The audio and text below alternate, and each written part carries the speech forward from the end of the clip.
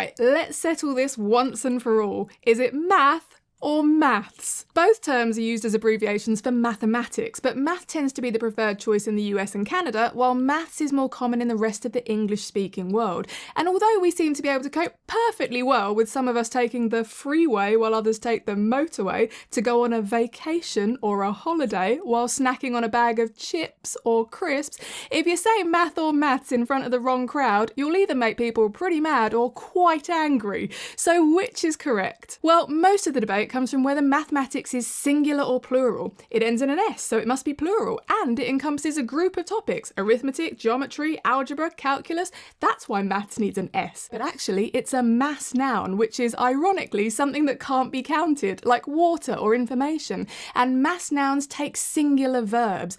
We say mathematics is the language of the universe, so math makes sense. Yeah, but mathematics comes from the ancient Greek mathema, meaning something learned. They use the phrase ta mathematica to mean all things mathematical, a plural which persisted in Latin and is probably why it ends in an S in English. Aha, but the same thing happened in economics, and we don't say econs. No, but when we're referring to statistics, as in the field of study, we do say stats. Here's the thing, language is inconsistent, illogical, and insubordinate because, and this is something that the sticklers on both sides seem to forget, we made it all up.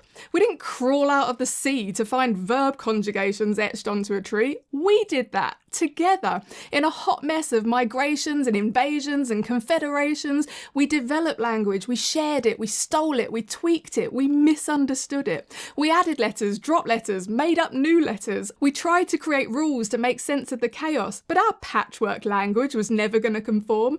I before E except after C, and also beige, protein, height, science, species and sufficient. And language will continue to evolve until our last breath. People often say that if language didn't evolve, we'd still be speaking Latin, but that's not true. If language didn't evolve, we wouldn't be speaking at all. Would have never become, pardon me, would you pass me that encyclopedia? And we don't get to say when that evolution stops. The next generation could decide to write M-A-T-H-E. They could pronounce it Mave, and there's literally nothing we could do about it. If enough of them called it Mave, the dictionary will accept it and it will become a legitimate abbreviation. Language is mostly created by consensus. We can find arguments for and against both math and maths, but they'll only be considered right as long as enough of us say they are. And if you think that the different twists and turns of language make it wrong, then you're really missing out, because that's the best thing about it, period. Or full stop.